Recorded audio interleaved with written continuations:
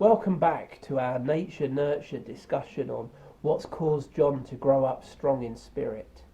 And we're thinking about this fourth influence, the sense that John was growing up in a surroundings that allowed him to see with the eyes of the prophet, and God was shaping his understanding of his calling and his mission through what he was learning. A prophet looks ahead to what could be. And part of a prophet's role is to call people to fulfill their potential. Sometimes I think we look at the role of a prophet in the modern day church as a little bit, sometimes as a bit like Christian fortune telling. I want to meet the prophet so he can tell me my future. And in one sense we're almost creating a legitimate sense of being able to do some of the things that God warned in the Old Testament to avoid. God's quite clear in the Old Testament. Don't consult with mediums. Don't read your horoscopes. And I see Christians sometimes talking about horoscopes or tarot cards, or accepting some of the things that are actually occultic that God very specifically warned us against. But I think sometimes there's a danger that we look at the prophetic sometimes as a legitimate Christian excuse for some fortune telling. And if that's our understanding of the prophetic, then we have a misunderstanding of what it means to be a prophet. The Old Testament prophets were the preachers of the word.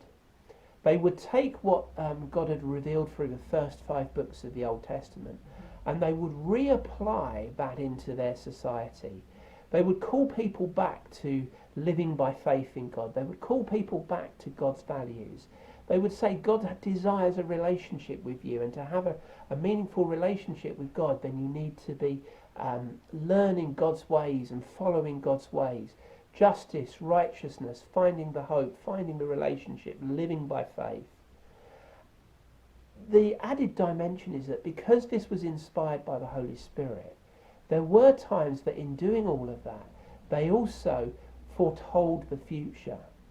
And we've looked at some of the prophecies of Jesus' birth. We've looked at the prophecies on John, where Jesus himself revealed to Malachi something of what John's role would be. So there was something in God's heart that his people would not be uninformed of the future.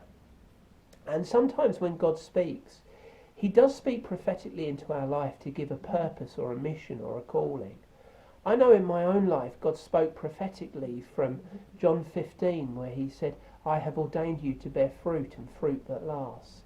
And throughout my life I've seen God give me the privilege of being in positions where, whether it's in secular work or Christian work, when I put my hand to something, what I put my hand to lasts. And I believe there's something of a prophetic calling and a prophetic nature in that. And I would challenge us and encourage us to seek something of what that prophetic call is in our life. John was surrounded by vineyards. He was surrounded by wine, knowing that Israel was supposed to be the vineyard of God. And he's preparing the way for the son of the vineyard owner to come.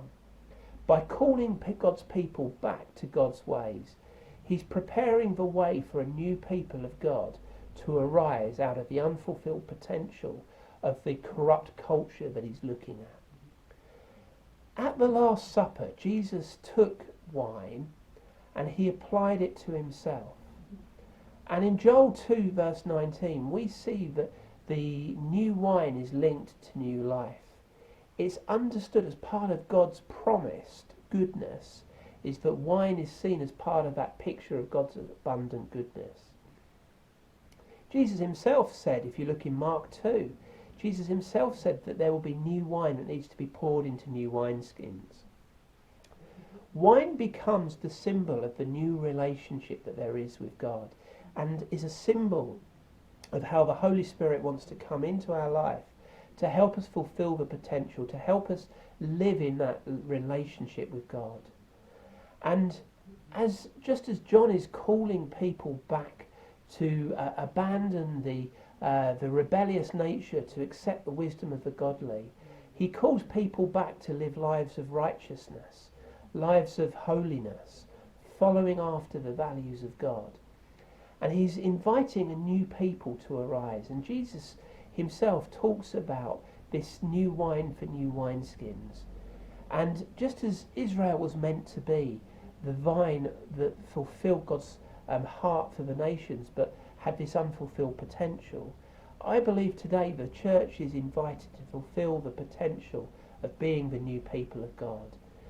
Doesn't mean necessarily that God's finished with his people of Israel, but there is a calling on the church to be that new people of God, empowered by the new wine of the Holy Spirit, living in relationship with Emmanuel, God with us, living in relationship with the son of the vineyard owner.